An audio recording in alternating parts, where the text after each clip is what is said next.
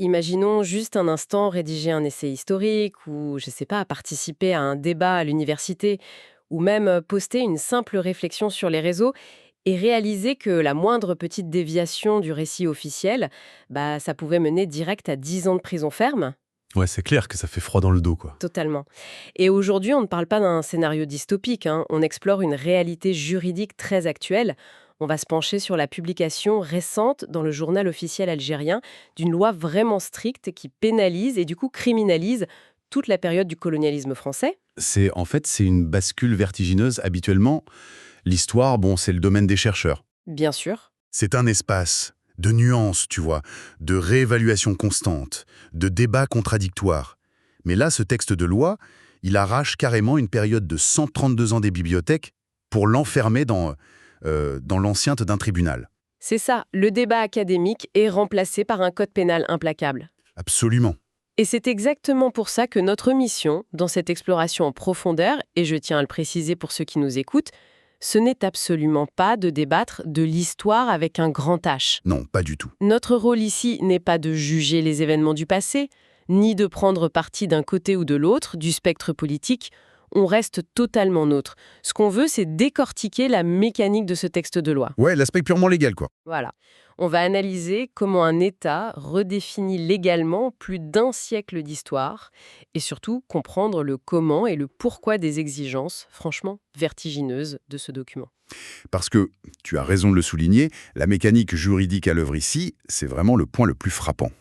Le législateur algérien ne s'est pas contenté d'une vague déclaration de principe ou d'une loi mémorielle symbolique. Ouais, c'est pas juste un symbole. Exactement. Il a pris toute la complexité d'une ère coloniale pour l'enserrer dans un cadre légal contraignant. C'est transformer la mémoire d'une nation en une jurisprudence exécutoire. Du coup, commençons par la fondation même de ce texte. Pour comprendre l'ampleur de la loi, il faut d'abord regarder comment elle qualifie cette ère historique. Le point de départ, ouais. Le texte cible donc la période de la colonisation française. Et la clé de voûte du document, c'est la classification de ces 132 ans comme un, je cite, un crime d'État. Oui. Mais le législateur ajoute un adjectif qui change un peu tout. Il dit que c'est un crime d'État imprescriptible. Est-ce que tu peux nous expliquer l'impact de ce mot précis? Ah, le terme imprescriptible, c'est vraiment l'arme la plus lourde du droit pénal. D'accord. Dans la justice ordinaire, tu sais, on a ce qu'on appelle un délai de prescription. Ouais, le temps qui s'écoule. C'est ça. Après un certain nombre d'années, on considère que les preuves disparaissent, que les témoins meurent et que la société doit avancer.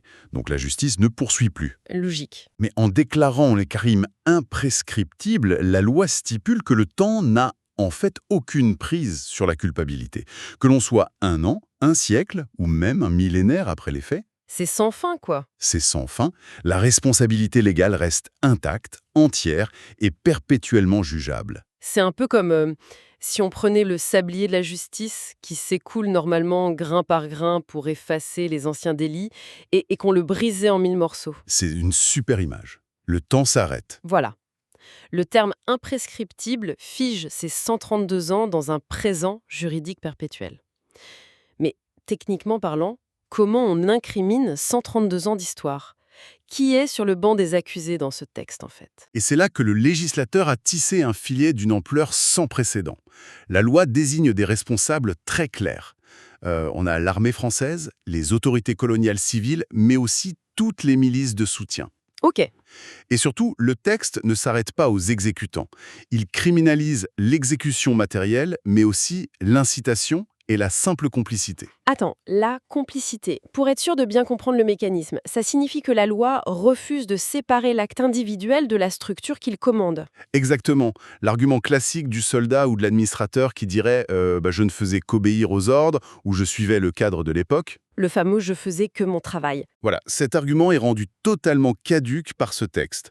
En ciblant la complicité et l'incitation au plus haut niveau de l'administration, la loi établit que c'est l'architecture même du système colonial qui est criminelle. Je vois. Le crime d'État n'est pas un accident ou une dérive du système.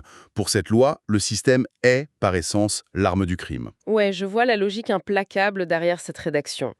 Mais ce qui complique considérablement notre lecture, c'est que ce filet juridique, il ne regarde pas seulement vers l'ancienne puissance coloniale. Non, pas du tout. Le texte aborde aussi une dimension très interne. Il légifère sur la manière dont les Algériens eux-mêmes ont interagi avec ce système pendant ces 132 ans. Et le texte est franchement d'une sévérité absolue sur ce point. Ah oui, je vois. Oui, toute forme de coopération avec les autorités coloniales, dès lors qu'elle s'est exercée contre la résistance ou la révolution, c'est qualifié juridiquement de crime de trahison. Trahison, le mot est fort. Très fort. Le texte mentionne d'ailleurs explicitement ceux qui sont classés comme traîtres, ou que l'on appelle historiquement les harkis. Mais posons-nous une minute sur cette question, parce que l'histoire est notoirement complexe. Bien sûr, Une période de 132 ans, c'est plein de zones grises. Des personnes contraintes, des gens qui cherchaient simplement à survivre dans une structure de pouvoir, disons, très asymétrique. En utilisant un terme aussi lourd que trahison, est-ce que la loi n'efface pas volontairement tout ce contexte humain? c'est une observation cruciale. Et en fait, la réponse est oui, la loi gomme intentionnellement les zones grises. Elle tranche dans le mif, quoi. Absolument. En droit pénal, la trahison n'est pas un délit mineur. C'est l'un des crimes les plus graves puisqu'il menace l'existence même de la nation. Oui, c'est la peine maximale en général. C'est ça. En gravant ce terme dans le marbre de la loi, l'État trace une ligne de démarcation binaire. Le législateur ne cherche pas à faire de la psychologie ou de la sociologie historique. Il ne fait pas dans la dentelle. Voilà. Il établit un mythe fondateur légal. D'un côté, on a la résistance légitime, et de l'autre, la collaboration criminelle. La loi ne tolère aucune nuance, parce que la nuance affaiblirait la définition juridique de ce qu'est la nation algérienne. D'accord. Ce qui nous amène inévitablement à une question de conséquences pratiques. Si le texte établit des coupables extérieurs avec le système colonial et des coupables intérieurs avec la notion de trahison, quelles sont les réparations exigées? Vaste sujet. Mais parce que honnêtement, quand j'ai lu les détails matériels exigés de l'État français, j'ai vraiment été obligée de relire à 2 fois. Ah, ta surprise est totalement compréhensible. On s'attend souvent, avec ce type de texte, à des exigences purement symboliques. Genre des excuses formelles, des discours. C'est ça, une reconnaissance morale de la douleur causée. Et la loi exige, effectivement, que la France assume sa responsabilité légale et reconnaisse les crimes. Mais le texte bascule très vite dans des réquisitions matérielles et physiques très spécifiques. Des réquisitions qui sont saisissantes, oui. La loi demande la restitution des archives nationales, ce qui est un enjeu de souveraineté énorme en soi. Absolument. Et de manière encore plus poignante, la restitution des restes des symboles de la résistance algérienne. Mais là où la loi devient, à mon sens, incroyablement moderne dans son approche, c'est sur le plan environnemental. Ah, tu fais référence aux dispositions concernant les sites d'essais militaires. Exactement. Le texte exige littéralement le nettoyage des sites d'essais nucléaires menés par la France, qui sont toujours contaminés par la radioactivité aujourd'hui. Oui, des décennies plus tard. Et il réclame la remise officielle des cartes topographiques de ces essais et l'indemnisation financière pour les victimes d'essais chimiques, pour les victimes des champs de mines antipersonnelles, ainsi que pour leurs familles et leurs ayants droit. Ouais. C'est un changement de paradigme fascinant. On lit une loi censée statuer sur l'histoire et on se retrouve plongé dans un lexique de cartes nucléaires, de compteurs Geiger, de toxicologie et de décontamination des sols. Et ce glissement vers l'environnemental, il est fondamental pour comprendre comment ce texte conceptualise le colonialisme. Le législateur refuse de voir ça comme un événement du passé, enfermé dans les livres d'histoire. C'est pas juste du papier. Non, il le définit comme une réalité physique et toxique persistante. En exigeant les cartes des radiations et le nettoyage des sols, la loi démontre que le traumatisme n'est pas seulement psychologique, il est chimique et mortellement actuel. Ouais, parce que les radiations ne connaissent pas les frontières temporelles. Précisément, une particule radioactive n'a que faire du fait que l'indépendance a été déclarée il y a plus de 60 ans. Bien sûr. En liant le passé historique à la santé publique contemporaine, la loi construit un argument juridique redoutable. Comment peut-on affirmer qu'un crime appartient au passé quand la Terre elle-même continue d'emporter les stigmates mortels et d'empoisonner les citoyens d'aujourd'hui? C'est fort comme argument. Très fort. Les mines et les radiations rendent le crime continuellement actif aux yeux de la loi. Ouais, c'est d'une grande puissance logique. D'un côté, nous avons donc ce cahier des charges massif adressé à la France, de la restitution des crânes de résistants jusqu'à la décontamination nucléaire. Mais tournons notre attention vers l'antérieur, vers la société algérienne elle-même. D'accord. Comment l'État assure-t-il que cette vision très spécifique de l'histoire soit l'unique vision partagée par ses citoyens? Et c'est ici que le texte déploie son volet répressif, domestique. Et la mécanique de contrôle y est redoutablement détaillée.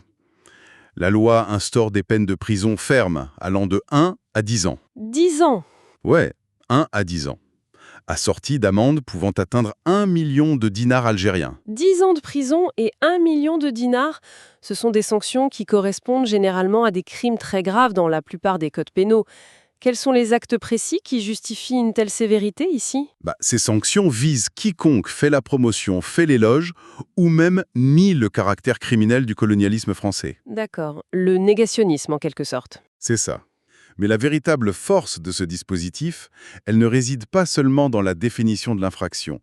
Elle réside surtout dans la définition de l'espace où l'infraction peut être commise. Le législateur a pris le soin de lister explicitement les domaines d'application. Et la liste est exhaustive. Très. Le texte précise que cela s'applique à la sphère médiatique, au domaine académique, au secteur culturel, au champ politique et, bien sûr, inclut très clairement les réseaux sociaux. Tout à fait.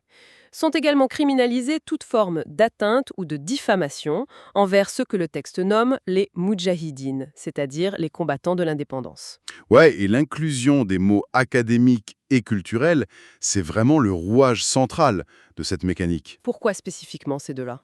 Cela signifie que la recherche universitaire, tu vois, les thèses d'histoire, les documentaires, les pièces de théâtre et même la littérature de fiction sont soumises à la lettre de cette loi. Waouh! Même la fiction? L'État balise ainsi rigoureusement ce qui a le droit d'être pensé, écrit ou filmé concernant cette période de 132 ans. Je dois intervenir ici pour jouer l'avocate du diable une seconde. Ou plutôt, juste pour analyser la réalité du terrain. Vas-y. D'un point de vue purement pragmatique, un filet aussi vaste, c'est impossible à surveiller.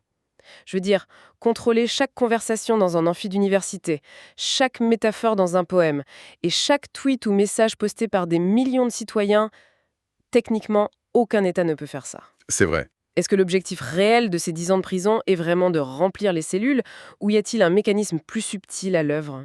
Alors, ton scepticisme est tout à fait justifié sur le plan de l'application littérale. Mais le mécanisme visé ici n'est pas la surveillance totale. C'est l'autocensure. Ah, l'autocensure. Oui. En droit pénal, on appelle cela l'effet dissuasif ou l'effet de gel. Le fameux chilling effect, comme on dit en anglais. Exactement. Le législateur n'a pas besoin de mettre un policier derrière chaque étudiant ou chaque cinéaste. Il lui suffit de dresser des murs pénaux suffisamment hauts, tu vois, de brandir la menace de ces 10 années de prison de manière très claire et publique. Et ça suffit à calmer tout le monde? Face à un risque aussi disproportionné pour une simple erreur d'interprétation ou un propos jugé ambigu, l'instinct de survie prend le dessus. C'est logique. Le chercheur va de lui-même modifier le sujet de sa thèse. Le réalisateur va lisser son scénario. L'internaute va effacer son commentaire avant même de le publier. La menace de la sanction crée une architecture invisible de contrôle, où le citoyen devient son propre censeur. Ce qui nous amène inévitablement à nous demander, mais pourquoi une telle architecture est-elle nécessaire aujourd'hui? Je veux dire, cette période coloniale s'est terminée il y a plus de 60 ans. Oui, en 62. La grande majorité de la population algérienne actuelle est née bien après l'indépendance.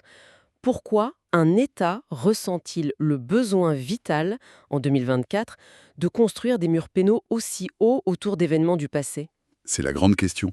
Et je crois que les dernières dispositions de la loi nous donnent un éclairage philosophique très net là-dessus. En effet, les articles finaux du texte opèrent un glissement fascinant, passant de la répression purement pénale à la projection vers l'avenir. Le texte affirme l'engagement des institutions de l'État à protéger et valoriser la mémoire nationale. D'accord? Mais il donne surtout la raison de cet engagement.